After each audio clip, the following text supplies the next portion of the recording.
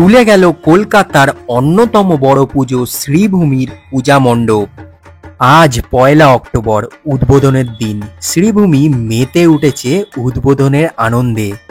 দুর্গাপূজা সিরিজের আরও একটা ভিডিওতে তোমাদের সবাইকে স্বাগত। আমি ঋত্বিক। আমার এই চ্যানেলের মাধ্যমে কলকাতার বড় বড় দুর্গাপুজোগুলি আমি তোমাদের সামনে তুলে ধরবো, তাই চ্যানেলে নতুন হয়ে থাকলে এখনই সাবস্ক্রাইব করে নাও, নয়তো অনেক নতুন নতুন আপডেট তোমরা মিস করে যাবে। গোটা শ্রীভূমি লেকটাউন চত্বর খুব সুন্দরভাবে সেজে উঠেছে। কিভাবে শ্রীভূমি আসবে সেইটা নিয়ে আর বলছি না, ডাইরেক্ট ভিডিওতে যাওয়া যাক।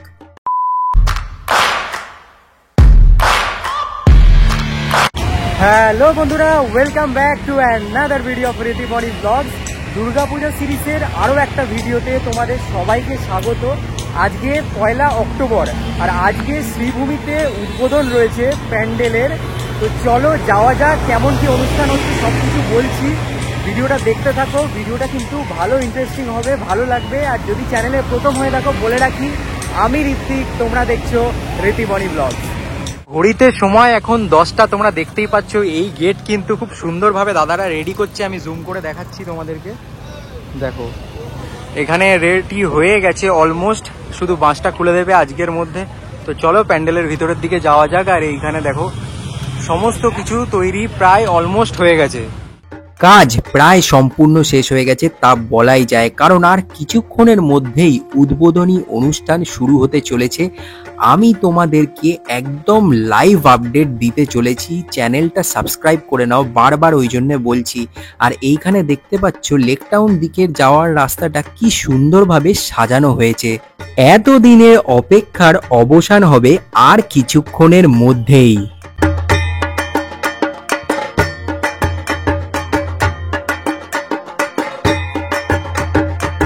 এবারের থিম সম্পর্কে তোমরা সবাই জানো, তিরুপতি বালাজি মন্দিরে অসাধারণ কাজ করেছে শ্রীভূমি স্পোর্টিং ক্লাব। সাথে তোমরা দেখতে পাচ্ছ বালাজির দুটো মূর্তিও কিন্তু সামনে পেয়ে যাবে তোমরা।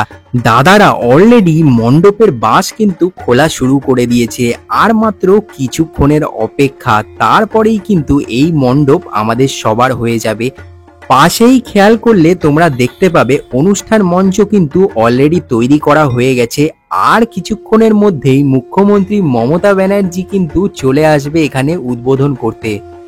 এক কথায় অন্ধ্রপ্রদেশের তিরুপতির বালাজির যে অরিজিনাল মন্দির, সেই মন্দির কিন্তু তোমরা কলকাতায় বসেই দেখতে পেয়ে যাচ্ছ। আর এবারের কাজ খুবই অসাধারণ হয়েছে, খুবই নিখুঁত কাজ, একেবারে অরিজিনাল তিরুপতির মন্দিরের মতো লাগছে। আসল মন্দিরে যেমন একটা ধ্বজা বা পতাকা থাকে, এই মন্দিরেও কিন্তু তোমরা পেয়ে যাবে। এছাড়াও উপরে নানান দেবদেবী কিংবা আমাদের হিন্দু ধর্মের যে স্থাপত্যকে কিন্তু খুব সুন্দরভাবে তুলে ধরা হয়েছে।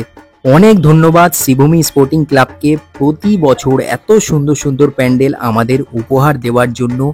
জনজোয়ারে ভাসতে চলেছে শ্রীভূমি। বারবার করে আমি বলছি, মহালয়ার পর থেকেই কিন্তু মানুষের ঢল নামতে শুরু করে দেবে এই শ্রীভূমি স্পোর্টিং ক্লাবে।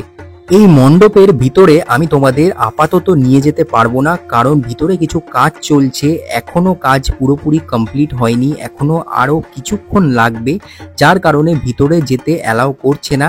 যখনই অ্যালাউ করবে আমি আপডেট নিয়ে তোমাদের সামনে রাখবো। চ্যানেলটাকে কিন্তু সাবস্ক্রাইব করে নাও।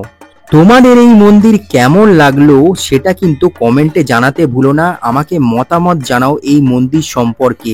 আর যদি কিছু জানতে চাও তার বিষয়েও কমেন্ট করো, আমি সব কমেন্টের রিপ্লাই তোমাদের করব। আর সব থেকে বেশি ভালো আমার যে জিনিসটা লেগেছে, এই গেটটা কিন্তু পুরো সোনালী রঙের করা হয়েছে, দারুণ লাগছে দেখতে। আর সামনে এখনো অনেক মূর্তি রাখা রয়েছে, যেগুলো এখনো রাখা হয়নি, অনেকটাই কাজ এখনো বাকি আছে। দেখতে পাচ্ছ অনেক জিনিস দাদারা নিয়ে আসছে, এইগুলোকে আর 1 থেকে 2 ঘন্টার মধ্যে লাগিয়ে কমপ্লিট করে দেওয়া হবে। এখন থেকেই মানুষজন ভিড় করতে শুরু করে দিয়েছে, পরে কি হবে তোমরা আশা করি বুঝতেই পারছো।